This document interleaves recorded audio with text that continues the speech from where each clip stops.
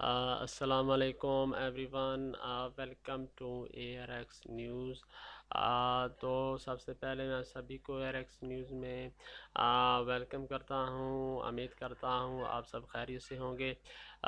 तो आज हम मुल्की हालात के ऊपर और बैनुल अक़वामी हालात के ऊपर बात करेंगे कि इस वक्त दुनिया में इस वक्त क्या चल रहा है। तो सबसे पहली खबर मैं शामिल करूँगा, काबुल में मनशियात बहाली मरकज़ पर फ़ज़ाई हमला, क़यामत का मंज़र था। मेरे दोस्त आग बुझा रहे थे मगर हम इन्हें नहीं बचा सके। तो ये ख़बर है अफ़गानिस्तान की। अफ़गानिस्तान का जो एक शहर है काबुल, उसकी काबुल में एक फ़ज़ाई हमले के नतीजे में तबाह होने वाले मनशियात बहाली मरकज़ के मलबे को हटाने और मज़ीद मुमकिन ज़ख्मी और लाश निकालने का काम जारी है। BBC और दीगर खबरसार अदारों ने इस वाक़े के निशादीन और अपने प्यारों की तलाश में मसरूफ़ वाक़ईन से बात की है। तो एक अफ़गानिस्तान में काबुल का जो शहर है वहाँ पर एक फ़ज़ाई हमला हुआ है, जिसके नतीजे में वहाँ पर एक लाशों का माहौल था कि वहाँ पर लोग अपने प्यारों की जान बचाने के लिए कोशिशें कर रहे थे। तो काबुल में अमीद एडिक्शन ट्रीटमेंट सेंटर पर हुए इस हमले में होने वाले लाखों की हतमी तादाद ताहाल मालूम नहीं है, मगर तालिबान हुकूमत के वज़ीर ख़ारजा अमीर मुत्तकी का दावा है कि इस हमले में अब तक 408 अफराद हलाक हो चुके हैं।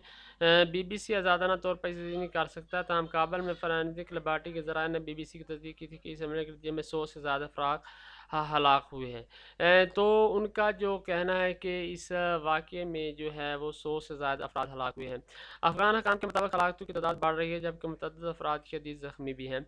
याद रहे कि तालिबान हुकूमत के तर्जुमान ने इल्ज़ाम किया कि नशरियाती अफराद के बहाली मरकज़ के पीर की शाम पाकिस्तान की जानब से किए गए एक फ़ज़ाई हमले में निशाना बनाया गया है, ताहम पाकिस्तान इस इल्ज़ाम की तस्दीक करते हुए दावा किया है। तो उन्होंने ये इल्ज़ाम पाकिस्तान पर लगाया कि ये हमला है जो है वो पाकिस्तान ने किया था, लेकिन पाकिस्तान ने इस इल्ज़ाम की तरदीद की है। उन्होंने दावा किया कि उन्होंने ये हमला नहीं किया, बल्कि उन्होंने दहशत गर्दों और फौजी तनसीबात को मरकज़ को निशाना बनाया था।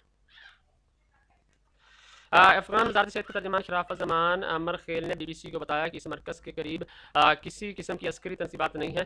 तालिबान हकाम के मुताबिक इस मरकज़ में तकरीबन 2000 अफराद ज़ेर इलाज थे। दूसरी जानब काबुल में कुछ ममालिक के सफ़ीरों से मुलाकात के बाद तालिबान हुकूमत के वज़ीर ख़ारजा अमीर मुत्तकी ने इल्ज़ाम आयद किया कि ये हमला एक ऐसे वक्त में किया गया जब अफ़गानिस्तान चीन की सालसी में मसले के हल के लिए एक कोशिश कर रहा था। मुत्तकी ने इस हमले के तनाज़ुर में पाकिस्तान के खिलाफ जवाबी कार्रवाइयों की धमकी भी दी है। इधर अफ़गान तालिबान के तर्जुमान ज़बीहुल्लाह मजाद ने सोशल मीडिया प्लेटफॉर्म पर एक पोस्ट के साथ तस्वीर शेयर की और लिखा कि ये वो आम शहरी और मुनशियात की आदि अफराद जिनकी सिर्फ पाकिस्तानी फ़ज़ाई हमले में हलाक हुई है। तो उन्होंने ये इल्ज़ाम तालिबान का एक प्रोपेगेंडा है कि वो किसी बहाने की तलाश में है कि वो अपनी आवाम को भी उकसाएँ कि किस तरह पाकिस्तान ने फ़ज़ाई हमले करा है, हमारी सिविलियन आबादी को निशाना बनाया, ताकि कोई बहाना मिल सके और वो पाकिस्तान के खिलाफ मज़ीद तकरीबी कार्रवाई कर सकें। तो उम्मीद की जा रही है कि पाकिस्तान इसका एक मौसर हल निकालेगा और इसका सबूत देगा कि उन्होंने ये हमला नहीं किया, बल्कि उनका जो मकसद था वो उन्होंने वो सिर्फ किसको दहशतगर्द के जो ठिकाने हैं उनकी जो तनसीबात हैं सिर्फ उनको निशाना बनाता है। तो यहाँ पर मैं बैन अवी कौमी न्यूज़ शामिल करूँगा कि इस वक्त पाकिस्तान के क्या हालात चल रहे हैं। और तो ईरानी फ़ौज के सरबराह की अली लारिजानी के कत्ल पर फैसला कुन जवाबी कार्रवाई की धमकी, बगदाद में अमेरिकी सफारतखाने पर ताज़ा हमला। तो जैसे कि आप जानते हैं कि जो सिक्योरिटी के चीफ थे ईरान के अली लारिजानी, उनको कत्ल कर दिया गया, वो शहीद हो गए हैं। उनको शहादत नसीब हुई है। तो उन्होंने उन्होंने अभी ईरान ने उसका जवाब उसके कत्ल का बदला लेने के लिए जवाबी कार्रवाई करने का धमकी दी है और उन्होंने अमेरिकी सफारतखाने पर हमले भी किए हैं। ईरानी फौज के सरबराह अमीर हातमी ने मुल्क के सिक्योरिटी चीफ अली लारिजानी की इसराइली फ़िज़ाई हमले में हलाकत के बाद अमेरिका और इसराइल को मुनासिब वक्त पर फैसला कुन जवाबी कार्रवाई की धमकी दी है। दूसरी जानब इसराइली दारकूमत तेल अवीव में होने वाली ईरानी मिसाइल हमले में 2 अफराद हलाक हुए हैं। ईरान ने सिक्योरिटी चीफ अली लारिजानी और बसीज मिलिशिया के कमांडर गुलाम रजा सुलेमानी की हलाकत की तस्दीक की है।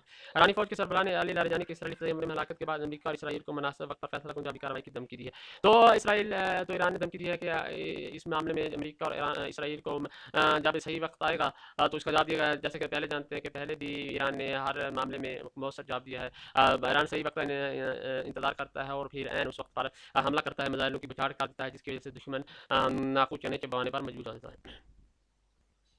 सो अक़वाम मुत्तहिदा के मनाह में लड़कियों के स्कूल पर मुबैना अमरीकी हमले की तहकीकात की रसाई की कोशिश जारी। ईरानी फ़ौज के सरबराह की जानी के तो उन्होंने अभी फैसला कर लिया कि वो इसका बर वक्त जवाब देंगे और उनकी शहादत का, उनके कत्ल का बदला लेंगे।